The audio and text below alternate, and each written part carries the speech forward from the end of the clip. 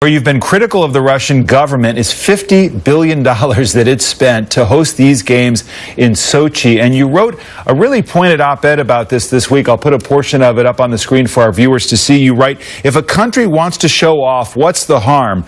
Waste is harm, particularly when need is as great as it is. Harm occurs when a country spends more than it can afford to keep up appearances with big spenders. Harm occurs when a country is excluded from hosting an Olympics because it can't afford the fabulous frills. And harm occurs when the world's poor look in anguish at the excess. Time to limit that excess, and why? Well, I really think so, because you don't need to spend $50 billion, as Russia has, or as China did, to put on Olympic sport. Olympic sport can be demonstrated at $2 or $3 billion. And all that extra money could be used to do some very important things in terms of fighting poverty and fighting disease around the world.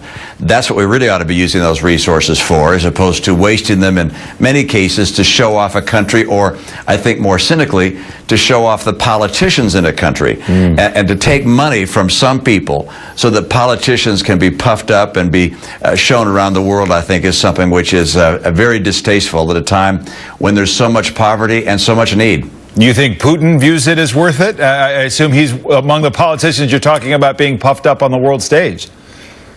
Oh, I think there's no question, but that the politicians who take this money and spend $50 billion to host the world for TV appearances, I think they think it's worth it, or they wouldn't spend it. Is it still a lot of that money certainly could be going into corruption as well, and paying off various folks. It's a very unsavory thing, and I think the International Olympic Committee is going to have to take action to limit how much is spent on Olympic Games.